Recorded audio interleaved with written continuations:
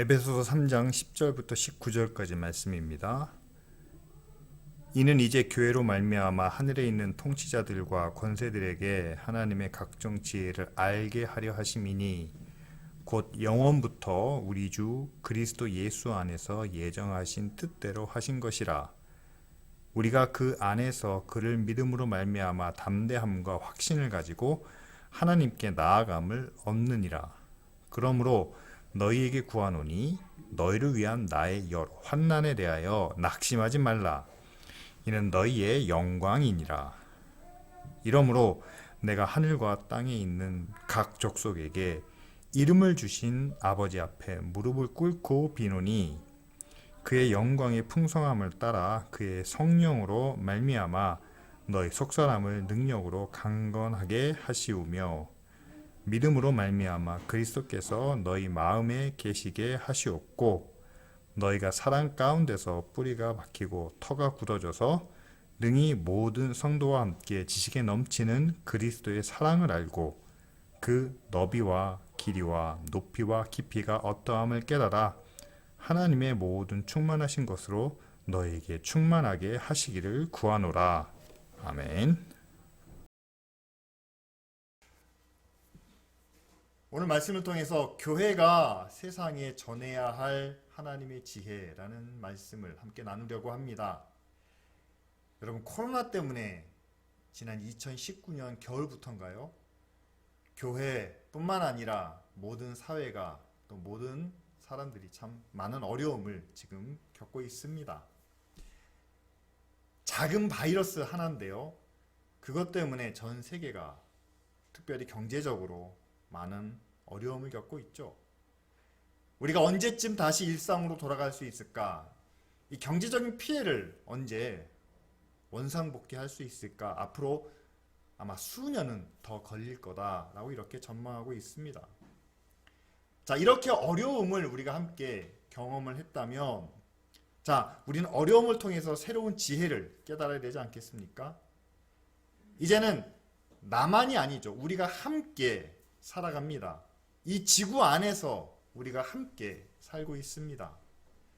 모두가 함께 살아갈 수 있는 그런 지구를, 환경을, 생태계를 지키고 보호하는 일에 이제는 개인이 아니라 나라와 정부가 더 앞장서서 힘을 모아야 하지 않을까요?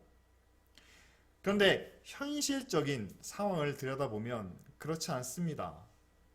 환경 문제로 인해서 국제회의가 열린다라고는 하지만 그들이 모여서 회의하는 내용을 보면 여전히 자기 나라, 자기 중심적인 그런 주장만을 앞세울 뿐 내 옆에 있는 다른 나라 아니면 지구 전체를 바라보는 일에 대해서는 그렇게 큰 관심을 나타내고 있지 않죠. 문득 생각이 드는 것이 이 현대사회가 우리라는 함께라는 의식은 점점 사라지고 나, 내 것, 내 나라만 남은 것이 아닌가 하는 생각이 듭니다. 여러분, 함께 사는 사회에 사람이 먼저다 라는 말을 우리가 많이 사용했었죠. 그런데 정말 우리가 사는 사회가 사람이 먼저일까요? 아니면 내가 나를 생각하는 것만큼 남도 함께 배려할 수 있는 그런 마음을 모든 사람들이 함께 가지고 있을까요? 저는 아닐 수 있다라는 생각이 듭니다. 왜냐하면 코로나 때문에 국가 재난지원금을 주는데 하위 88%까지만 주겠다라고 하니까 그런 뉴스가 나와요. 부자가 죄인이냐?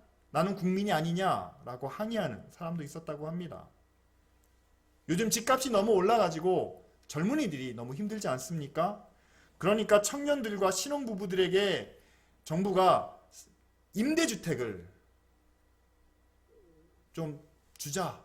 그래서 어느 지역을 골라서 임대주택을 세우겠다라고 발표를 하니까 그 주변 지역에 있는 주민들이 시위를 합니다. 그것 때문에 자기 집값이 떨어진다라고 이야기를 하죠. 자, 정치적으로는 하나의 어떤 표로서는 함께 사는 사회, 사람이 먼저다 라고 주장은 하지만, 그러나 우리 내면에는 우리라는 그런 의식이, 함께라는 생각이 점점 더 결여돼 가는 것을 보게 됩니다.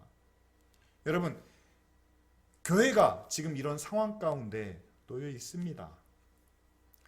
믿음의 성도들이 이런 생각을 갖고 있는 사람들과 함께 학교 생활, 직장 생활, 사회 생활을 하고 있습니다.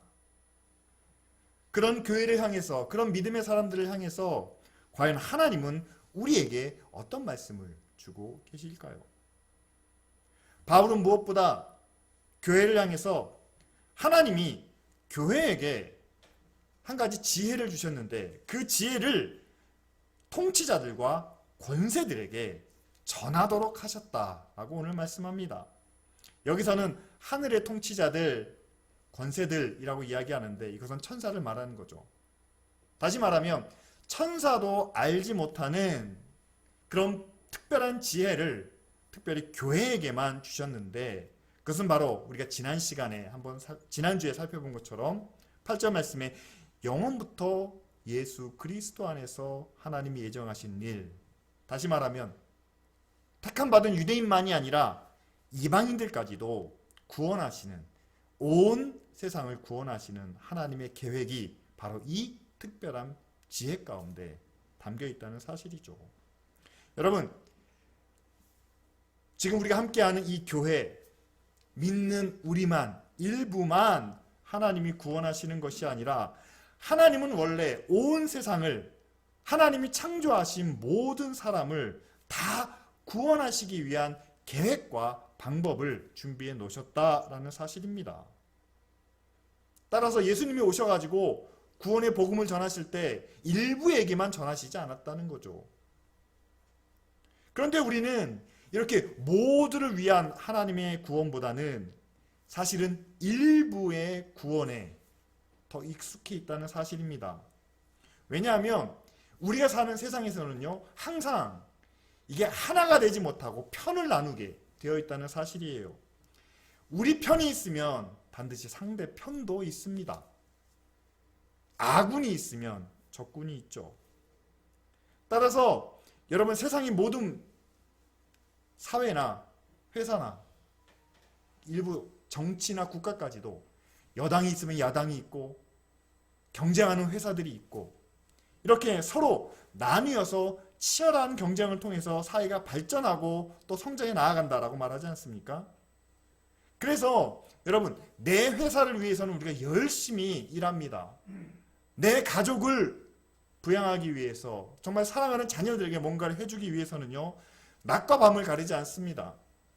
그런데 그렇게 열심히 일하고 헌신하고 희생하는 사람들이 나와는 좀 다른 사람, 다른 생각을 가지고 있는 사람, 아니면 다른 나라, 다른 믿음, 다른 신앙, 다른 전통, 다른 역사를 가지고 있는 사람들에 대해서는 나와 함께한 사람을 위해서 갖고 있는 그 열심이 그들에게는 전달이 되지 않는다는 사실이죠. 아니, 오히려 그들은 우리와 다르기 때문에 심지어는 우리의 적, 경쟁자, 저들이 안 돼야지만 내가 잘 될 수 있다는 그런 생각까지 우리는 가지고 있다는 사실입니다.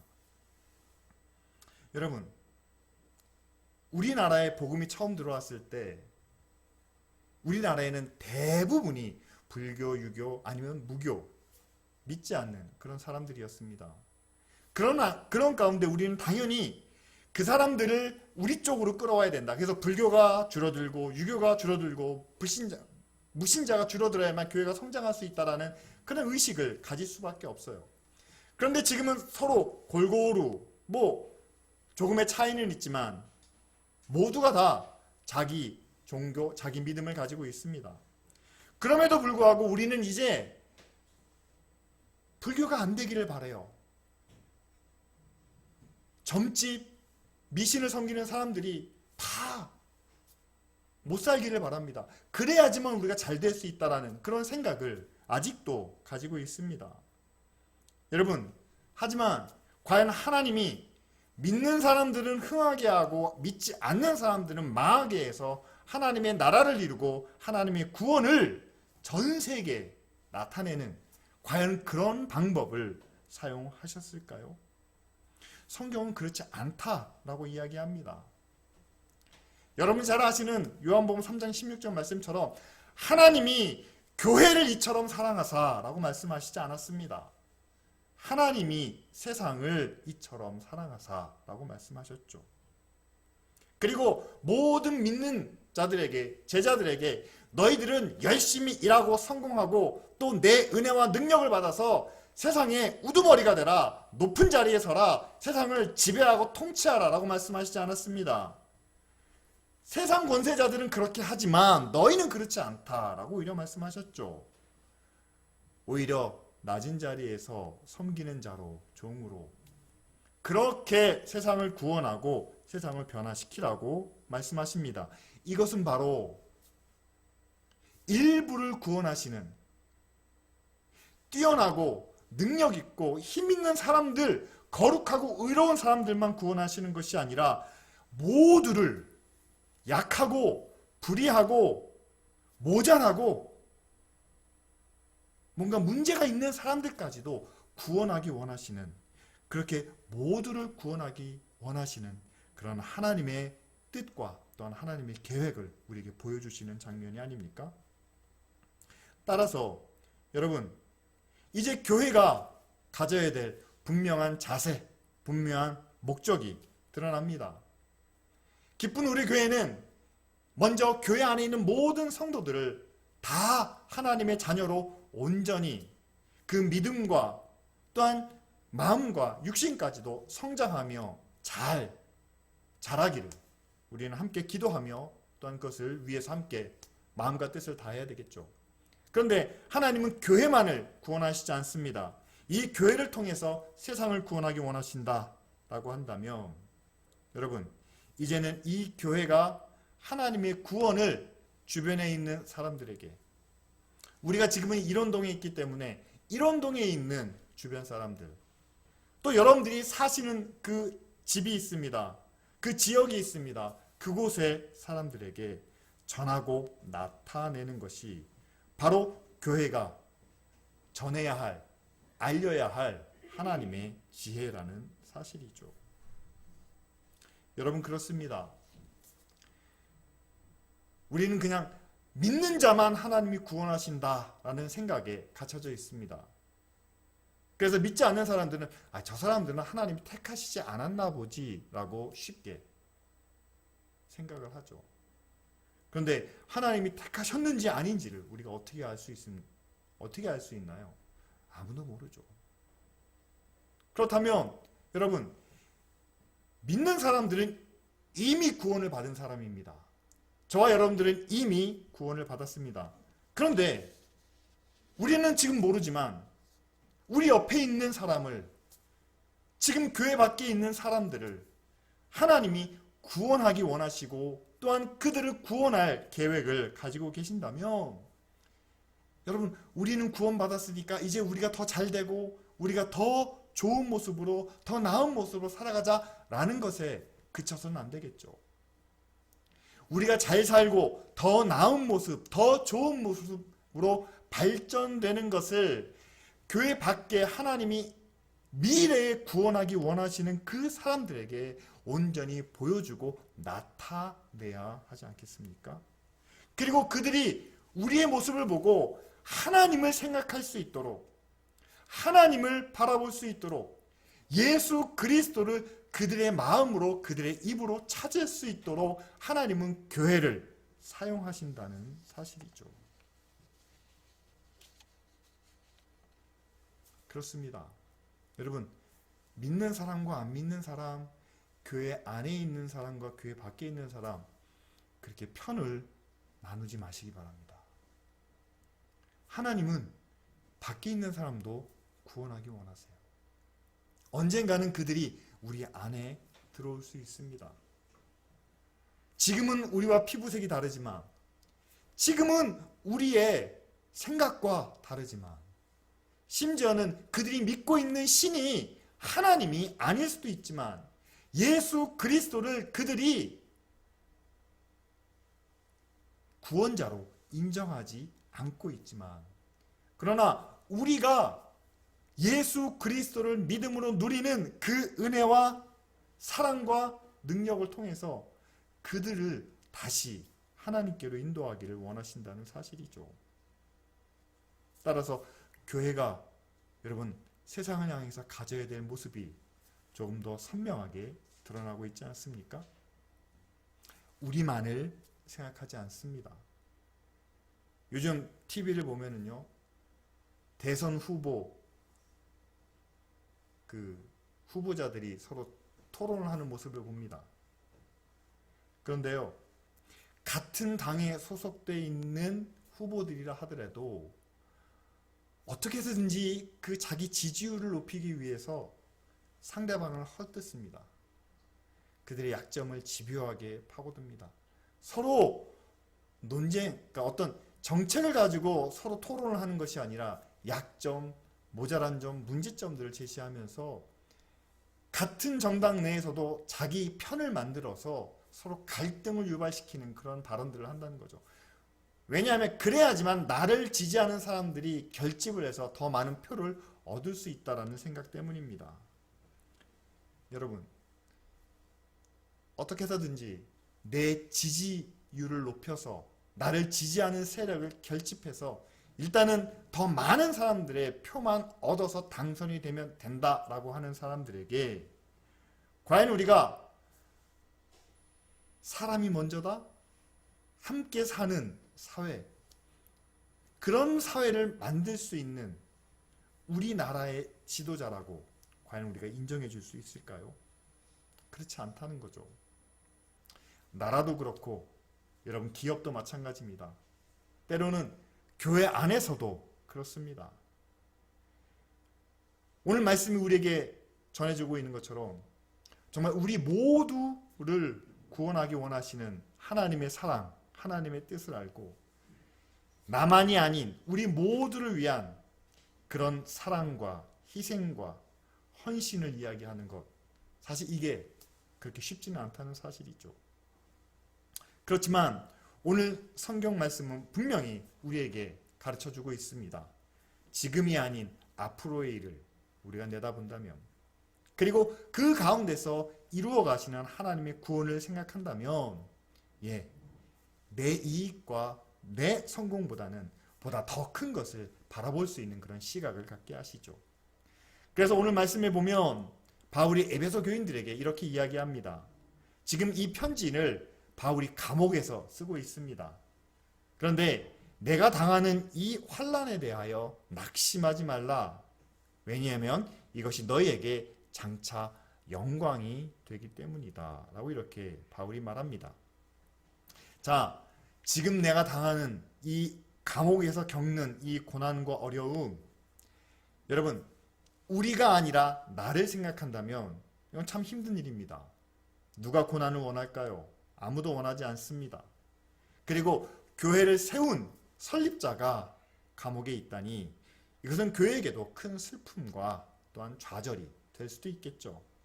그럼에도 불구하고 바울은 이렇게 이야기합니다. 이 고난이 장차 너희에게 영광이 될 것이다 라고 말이죠. 여러분, 고난이 영광이 되는 과정은요, 우리는 쉽게 예측하거나 또한 판단할 수는 없습니다. 그러나 실제로 보면 우리가 고난을 이겨냈을 때 찾아오는 영광이 있다는 사실이죠. 대표적인 예가 예수님의 십자가가 아닙니까? 예수님은 온 인류의 죄를 다 용서해 주시고 구원하시기 위해서 이 땅에 오셔서 십자가를 지십니다. 따라서 예수님의 십자가를 생각할 때마다 그렇지, 고난에는 분명한 열매 또한 결과가 있다는 사실을 우리는 깨닫게 되죠. 요즘 우리가 또한 욥기를 묵상합니다. 욥이 하나님으로부터 허락을 받은 사탄에게 극심한 고난과 아픔을 겪게 되죠. 그런데 그 고난이 죄 때문은 아니라는 것을 우리는 압니다. 그리고 욥이 뭔가 잘못을 해서, 아니면 욥에게 문제가 있어서, 아니면 하나님이 욥을 버려서 고난이 왔다는 것도 아니라는 것을 우리는 압니다. 욥에게 주어진 그 고난은 바로 하나님의 의로우심을, 그리고 하나님의 큰 사랑과 은혜를 보다 많은 사람들에게 나타내기 위한 하나의 과정이라는 사실이죠. 바울은 자신의 환난을 그렇게 이해했습니다. 내가 지금은 고난을 당하지만 이것을 통해서 더 많은 교회와 성도들이 하나님의 말씀과 믿음의 도를 지키고, 이들도 장차 지금 내가 당하고 있는 것과 같은 그런 박해와 시련을 앞으로 겪게 될 텐데, 고난 중에도 흔들리지 않고 하나님의 영광을 구하는 바울의 모습을 통해서 그들도 그렇게 고난을 이겨내지 않겠는가? 그 믿음을 가지고 이 고난을 기쁘게 감내하지 않았을까요? 그렇습니다. 바울은 자신이 가진 예수 그리스도의 십자가의 은혜와 구원의 능력에 대한 확실한 믿음을 교회와 성도들과 함께 나누기 원했습니다. 그래서 그 믿음을 가지고, 자, 봐라, 내가 감옥에 갇혀서 고난을 당하고 있지만 나는 그렇게 비참하지 않다. 나는 좌절하지 않는다. 그러니 너희도 나와 함께 그 고난을 겪을 때 낙심하지 말고 하나님의 영광을 바라보도록 그렇게 말씀하고 있는 장면이죠. 여러분, 우리는 고난에 익숙하지 않습니다. 따라서 우리는 고난이 오면 먼저 피하고 싶은 마음이 들어요. 따라서 교회가 고난을 받는다, 교회에 핍박이 주어진다 라고 하면 그냥 모두 도망가 버리고 남는 것은 아마 목사밖에 없을 거다 라고 우리는 생각할지 모릅니다. 그런데 실제로는 그렇지 않다는 거죠. 초대교회도 그렇고 그 이후에 교회 역사를 봐도 교회 안에 고난이 오고 또한 순교자가 생겼을 때는 먼저 가족과 또한 성도들이 함께 모여 기도하고, 그 고난받는 자들을 위하여, 고통당하는 자들을, 그 가족을 위해서 함께 기도하며 함께 마음을 모았다는 사실을 우리는 잘 알고 있습니다. 고난이 오면 사실 우리의 마음은 이 두 가지로 요약이 됩니다. 아주 단순해져요. 고난이 오면 피하고 싶은 마음, 그건 우리의 본성입니다. 외면하려고 해요. 외면하려고 해요. 겪고 싶지 않아요. 그건 누구나 갖고 있는 마음이죠. 그런데 또 하나는 고난이 왔을 때 피한다고 피해지지 않는 고난이 있습니다. 그럼 어떻게 해서든지 그 고난을 견디며 또 이겨내려는 그런 마음이 있다는 사실이죠. 그리고 실제로 우리는 고난을 당할 때 믿는 우리는 당연히 우리의 주인 되시는 하나님을 찾게 됩니다. 하나님을 찾으며 그 고난 중에서도 우리를 지켜주시고 구원해 주실 것을 함께 기도하죠. 자, 그럴 때 우리는 혼자가 아니라는 것을 깨닫게 됩니다. 무엇보다도 함께 믿음 안에서 신앙생활을 하고 있는 교회와 또한 성도들이 있지 않습니까? 고난당하는 가정을 위해서, 어려운 가운데 있는 지체를 위해서 우리가 함께 기도하고 하나님의 은혜를 구합니다. 함께 이겨낼 것을 믿고 바라며 서로 위로하고 힘이 되어줍니다. 그뿐만이 아니라 오늘 말씀에 나타나고 있는 것처럼 하나님의 은혜의 약속이 있습니다. 하나님이 우리에게 베푸시는, 충만하게 채우시는 그런 은혜와 능력이 있습니다. 자, 그렇다면 여러분, 고난을 외면하고 피하는 그 모습에는 아무런 해결도 끝도 나타나고 있지 않죠. 반대로 오히려 피할 수 없는 고난은 믿음 안에서, 하나님 안에서 견디며 이겨내기를 바라는 그런 자세는 결코 우리를 혼자 두지 않으시고 함께 하시는 하나님의 은혜와, 또한 교회를 통해서 함께 중보하며 위로하며 격려하는 그런 사랑을 통해서 그 고난을 이겨내게 하시는 것이 하나님의 계획과 하나님의 뜻이라는 사실이죠. 그래서 오늘 말씀 16절부터 19절 말씀을 보면 바울은 교회를 향한 하나님의 은혜와 능력의 약속을 말씀하고 있습니다. 그것은 바로 장차 자신과 같은 고난을 겪어야 할 그 교회를 향해서 하나님이 이런 약속을, 이런 은혜를 주셨다라고 말하는 거죠. 비록 기도의 형식으로 간절한 그런 하나님을 향한 간구로 나타나고 있지만 이것은 또한 하나님이 약속해 주신 대로 우리가 바라봐야 할 믿음의 소망으로 지시되고 있습니다. 무엇보다 먼저 16절 말씀을 보면 바울이 먼저 성령을 통해 우리의 속사람이 강건해지기를 구하죠. 그렇습니다. 성령으로 우리의 겉사람뿐만 아니라 우리의 마음이, 우리의 속사람이 강건해지기를 바울은 기도합니다. 그리고 17절과 18절을 보면 예수 그리스도께서 우리 마음 가운데 계셔서 우리의 지식에 넘치는 하나님의 사랑을 알게 하시기를 또한 기도합니다. 근데 그 사랑을 단순히 지식으로만 아는 것이 아니라 그 사랑의 깊이나 넓이나 그 양을 우리가 실제로 측량할 수 있도록 체험하도록 하셔서 결국에는 이 사랑은 우리가 구하는 것이나 생각하는 것 모든 것에 넘치도록 충만하게 채워주실 수 있다라고 바울은 오늘 우리에게 말씀하고 있죠. 여러분, 성령을 통해 우리의 속사람이 강건해지는 것, 우리가 하나님의 사랑을 깨닫는 것, 이것은 사실 함께 이루어지는 모습을 우리는 종종 찾아볼 수 있습니다. 예수 그리스도가 우리 마음 가운데 계신다면 여러분, 우리의 속사람이, 우리의 마음이 좀 강건해질 수 있지 않겠습니까? 하나님의 아들이 나와 함께 하시니 나보다 크고 강한 지혜의 왕이 내 안에 계시니 우리는 당연히 어떤 든든한 마음을 가질 수 있겠죠. 그리고 그분의 사랑이 우리의 마음속에만 있는 것이 아니라 우리 생활 속에서도 나타나기 시작합니다. 우리가 생각하는 것, 우리가 기대했던 것보다 더 크고 더 넓은, 더 많은 하나님의 사랑을 체험하게 하십니다.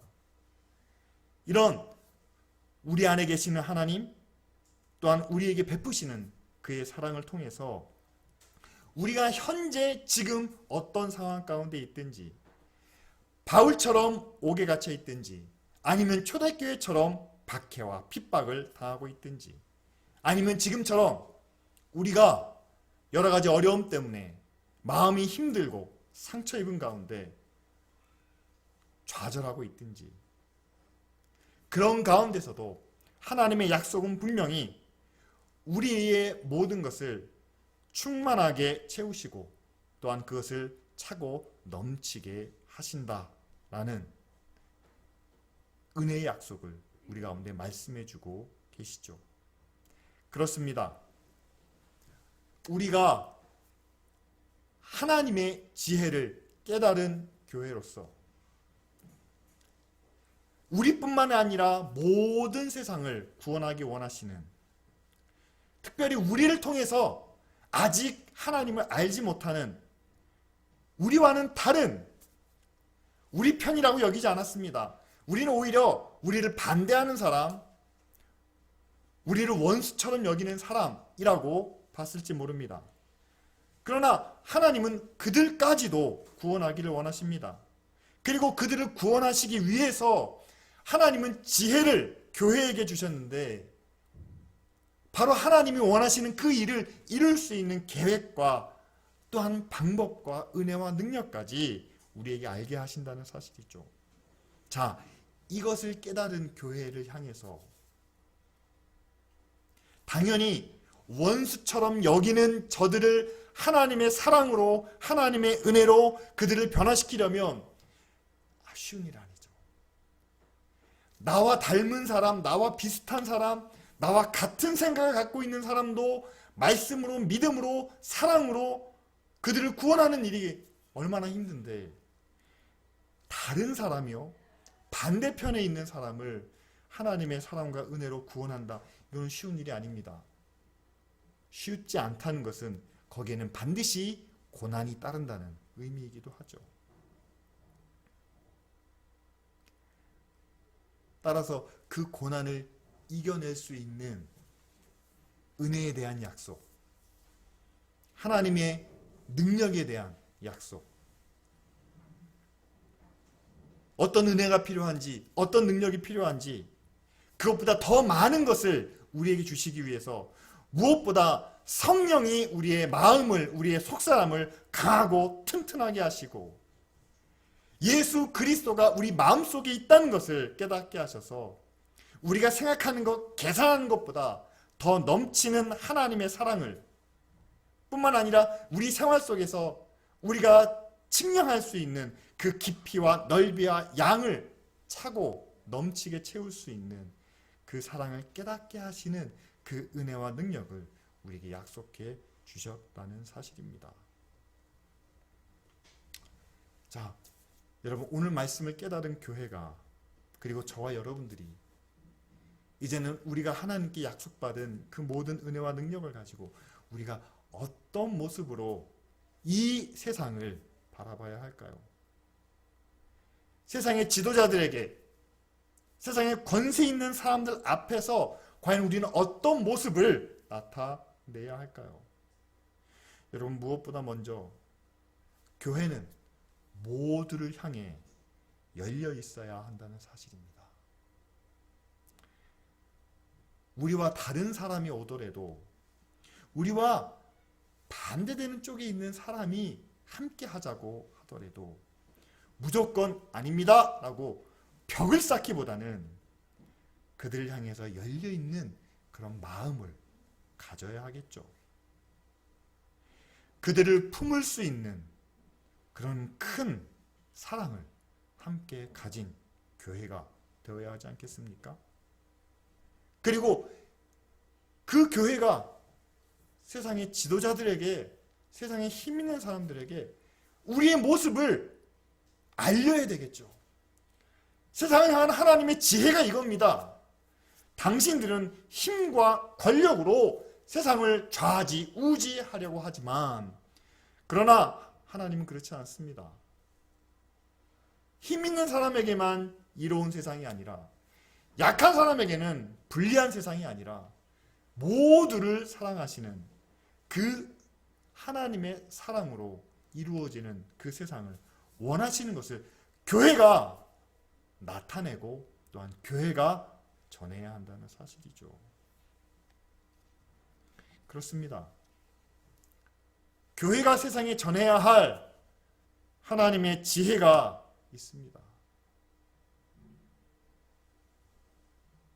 사람의 힘으로는 할 수 없는 일이지만, 그러나 하나님의 사랑으로 감당해야 할 일이 있다는 것을 우리는 함께 전해야 되겠죠.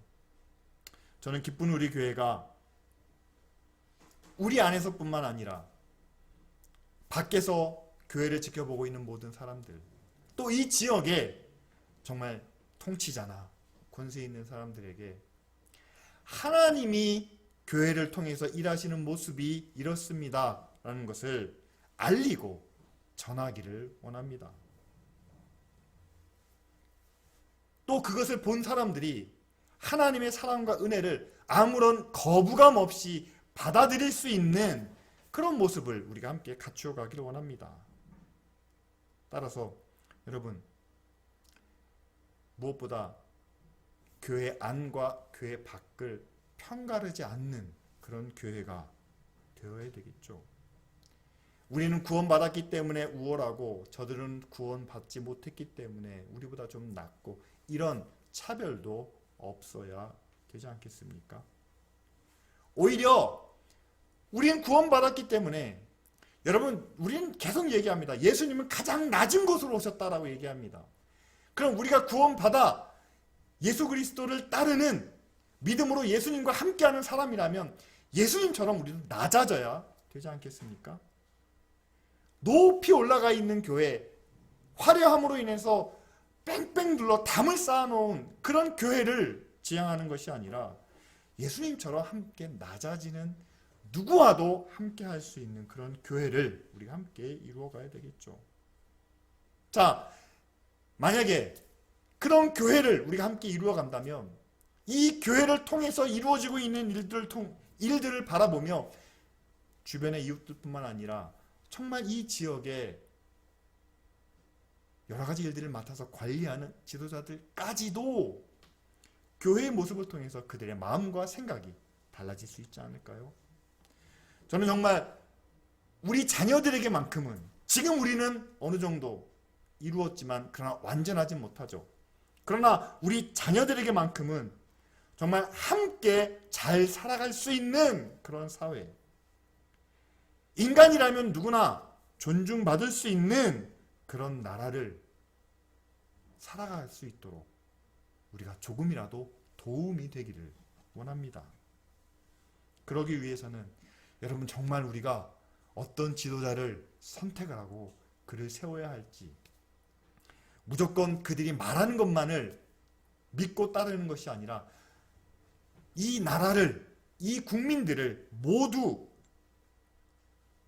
섬기고 헌신하고 사랑할 수 있는 그런 사람들에게 이 나라의 정권을 맡길 수 있는 그런 선택을 우리 함께 내려야 되지 않을까요? 그리고 만일 그들이 정말 우리가 바라는 대로 행하지 못한다면 전체가 아니라 일부만을 챙기고 사람을 사람답게 존중하는 것이 아니라 오히려 국가의 이익만을 추구한다면 그것이 아니라는, 그것은 잘못됐다는 그런 충고와 또한 비판을 교회가 하나님의 지혜를 전하는 마음으로 세상 가운데 나타내야 하지 않겠습니까? 여러분, 교회 역할이 그렇습니다.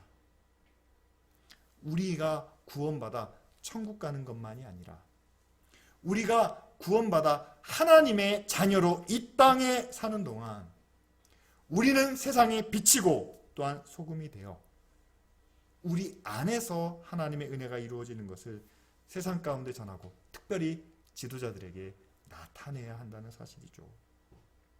그러기 위해 여러분 우리가 함께 기도하기를 원합니다. 모두를 구원하시는 하나님의 뜻을, 그리고 우리 모두가 함께 하나님의 은혜 가운데 있다는 것을 깨달아 알게 하시고 이제는 교회 안과 밖을 같이 바라보기를 원합니다. 오히려 교회 밖에 있는 사람들을 더 귀하게 여기며 그들을 섬길 수 있기를 원합니다. 그리고 교회가 행하는 일들을 통해서 교회 밖에 있는 사람들이 우리를 향한 하나님의 사랑과 은혜와 능력을 깨닫기 원합니다. 그래서 정말로 이 땅에 하나님의 나라가 임할 수 있도록 사람이 감당하지는 못하겠지만 그러나 사람이 사람답게 인정받는, 그리고 우리 모두가 함께 잘 살아갈 수 있는 그런 나라를 함께 이루어갈 수 있도록 이 시간 기도하시겠습니다.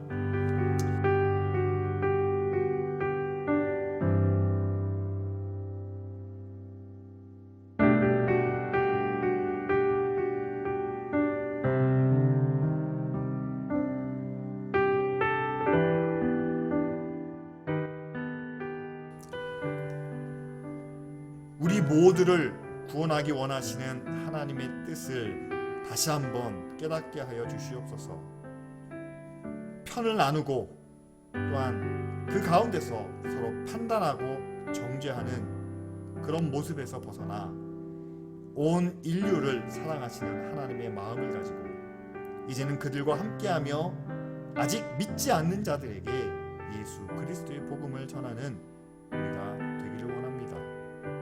하나님, 우리가 세상 가운데서 여러 가지 고난과 혼란을 겪지만 아버지 하나님, 그에 낙심하지 않도록 우리를 붙드시고 인도해 주시기를 원합니다. 지금의 고난이 하나님의 더 큰 은혜 가운데 있음을 알게 하시고 또한 우리를 통해서 하나님의 의와 하나님의 구원이 더 넓은 세상 가운데 나타날 수 있도록 하나님 우리를 사용하여 주시옵소서. 기도합니다. 하나님의 은혜의 약속을 믿고 나아가기를 원합니다. 성령으로 우리의 속사람을 강건하게 하시고 예수 그리스도가 우리 가운데 함께 하심으로 하나님의 크고 넓은 사랑을 경험하게 하여 주시옵소서. 그래서 아버지 하나님, 고난이 끝이 아님을 알게 하시고 그 후에 분명히 약속하신 주의 영광이 있음을 깨달아 알기를 원합니다. 특별히 기쁜 우리 교회 가운데 함께 하셔서 예배당 이전을 놓고 우리가 함께 기도하기 원합니다. 하나님, 우리를 도와 주시옵소서. 우리의 길을 인도하여 주시옵소서. 아버지 하나님, 새로운 곳에서 더 많은 사람들과 또한 더 큰 은혜를 경험하게 하셔서 이제는 우리가 온전히 하나님을 따르는 믿음의 교회가 되어 주변에 있는 사람들뿐만 아니라 그 지역에 있는 힘 있는 사람들, 지도자들에게까지 하나님의 지혜를 나타내는 증거하는 교회가